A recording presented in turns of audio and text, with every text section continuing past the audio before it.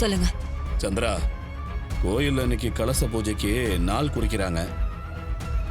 எங்க இந்த கார்த்தி ராஜராஜனுக்கு உடம்பு முடியாதத காரணமா வச்சு கலச பூஜையை இவனே பண்ணிடுவானு கொஞ்சம் பயந்தேன்.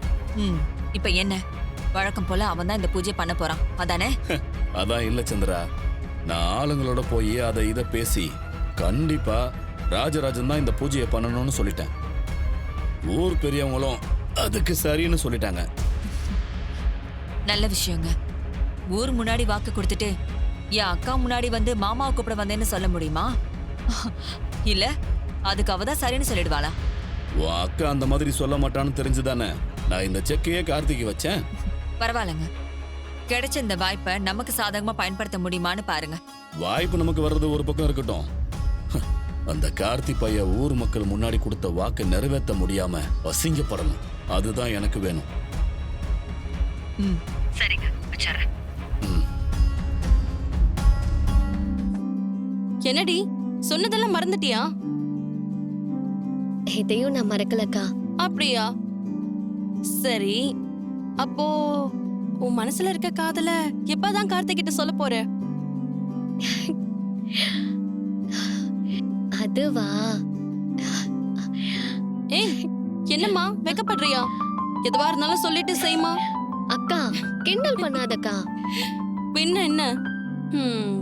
கார்த்திக் கிட்ட எப்போ மனசுல இருக்க காதல சொல்ல போறேன்னு கேட்டா இப்படி வெக்கப்பட்டுட்டு இருக்க?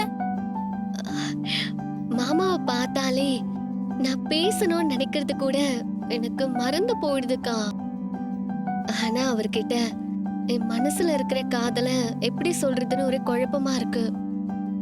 ஆனா ஒண்ணுக்கா, கார்த்தி மாமா மாதிரி ஒருத்தர் எனக்கு ஹஸ்பண்டா அமைய நான் கொடுத்து வச்சிருக்கணும். அவ்வளவுதான் எனக்கு சொல்ல தோணுது. அட கொடுமையே, உன் புருஷனே உனக்கு புருஷனா வரணும்னு நீ ஆசைப்படுறத பார்த்து சந்தோஷப்படுறதா இல்ல வேதனைப்படுறதான்னு தெரியலையே. என்னக்கா, நான் சொன்னதுக்கு எந்த பதிலும் சொல்லாம இருக்கேன்? இல்ல, உன் மனசுல இருக்கிறத அவர்கிட்ட சொல்லிடினா நீ என்கிட்ட பதில் கேட்டுக்கிட்டு இருக்க? அக்கா, கண்ணை மூடி மருது விஷயத்துலயும் அப்பா விஷயத்துலயும் மாமா எவ்வளவு ரிஸ்க் எடுத்தாருன்னு தெரியுமா? ஆனா அப்படிப்பட்டவரை அம்மா எவ்வளவு வெறுக்கிறாங்கன்னு பார்த்தல்ல. இப்ப என்ன சொல்ல வர? இங்க பாரு ரேவதி, உன் அக்காவா இல்லாம ஒரு பொண்ணா உனக்கு சிம்பிள் அட்வைஸ் சொல்றேன், நல்லா கேட்டுக்கோ. இது உன்னோட லைஃப். இங்க உன் கைய புடிச்சுக்கிட்டு யாரும் கடைசி வரைக்கும் வர முடியாது. சோ உனக்கு பிடிச்ச விஷயத்த சுத்தி இருக்கவங்க சௌகரியத்துக்காக நீ விட்டு கொடுக்காத. உன் வாழ்க்கைய நீ தான் வாழணும், புரியுதா?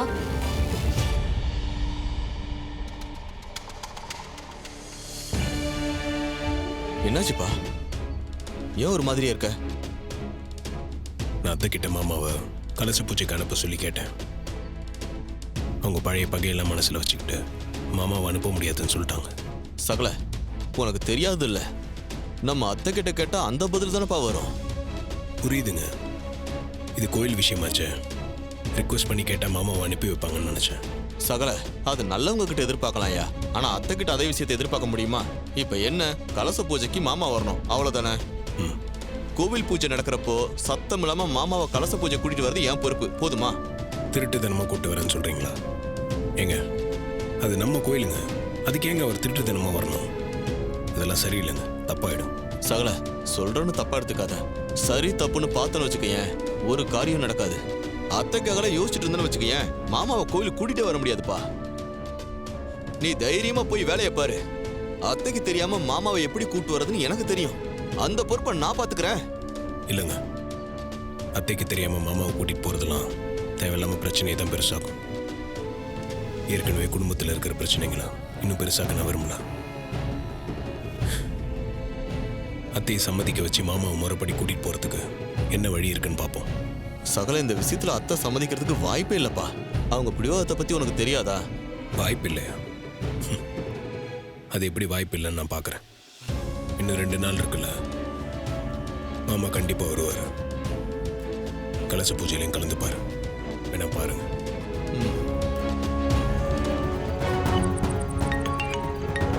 இந்த நேரத்துல நாட்கள்ல யாரும் போன் அடிச்சுட்டே இருக்காங்க. அம்மா சொல்லுமா. ராதிகா, ஏமா ஃபோன் எடுக்கல? நானே கிளினிக்ல இருந்து சீக்கிரம் வந்துட்டேன். இன்னும் நீ வீட்டுக்கு வரல. எங்க இருக்க? அம்மா, இன்னைக்கு காலேஜ்ல ஸ்பெஷல் கிளாஸ் இருக்குன்னு காலையிலே சொன்னேன்ல, அதுக்குள்ள மறந்துட்டீங்களா? ஸ்பெஷல் கிளாஸ்னு இவ்ளோ நேரமா? மணி என்னாச்சு தெரியுமா? அம்மா, இன்னைக்கு ஒரு நாள் வீட்டுக்கு டைமுக்கு வந்துட்டு இவ்ளோ கேள்வி கேக்குறீங்களா? பின்ன ஹாஸ்பிட்டல்ல இருந்து நான் லேட்டா வரும்போதெல்லாம் என்னை எப்படிலாம் திட்டிருப்ப? அந்த ஃபீல் எப்படி இருக்குன்னு உனக்கும் தெரியணும்ல. போதும்மா, இன்னைக்கு ஒரு நாள் சீக்கிரம் வந்துட்டு ரொம்ப பண்றீங்க. இன்னும் 10 நிமிஷத்துல நான் வீட்ல இருப்பேன். சரி சரி, ரேஷ் டிரைவிங் பண்ணாம வண்டியை பார்த்து ஓட்டிட்டு வா. ம்.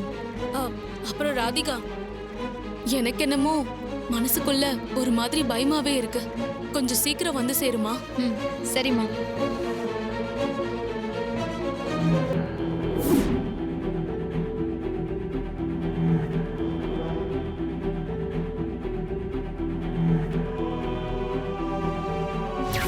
டாக்டர், உங்ககிட்ட கொஞ்சம் பேசணும். என்ன பேசணும் சொல்லுங்க.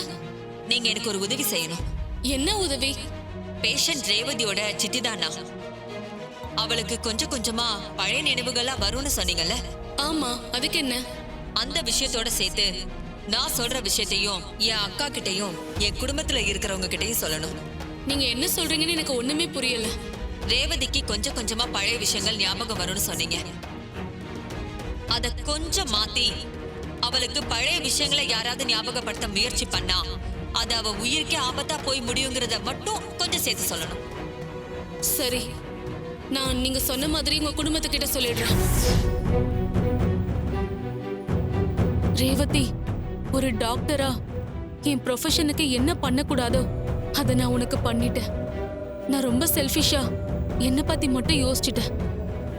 அதுக்காக என்ன மன்னிச்சிருமா. உன் அம்மா வந்து இந்த இன்விடேஷனை வைக்கும் போதுதான் நான் எவ்வளவு பெரிய முட்டாள்தனம் பண்ணிட்டேன்னு எனக்கு நல்லா தெரிஞ்சுது.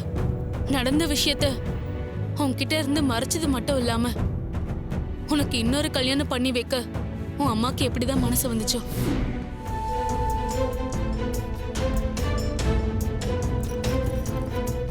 காலையில் போலீஸ் ஸ்டேஷனுக்கு போய் ஒரு கம்ப்ளைண்ட் கொடுத்துருங்க. இல்லை திரும்ப வந்து பிரச்சனை பண்ணுவாங்க.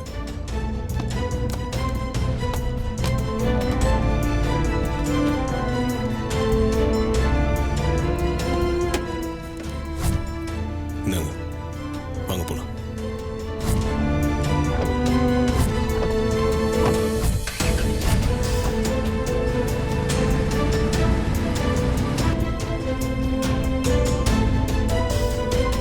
என்ன இந்த பொண்ணு 10 நிமிஷத்துல வந்துருவேன்னு சொன்னா இன்னும் ஆளை காணுமே. ஃபோன் பண்ணாலும் எடுக்க மாட்டேங்கிறா.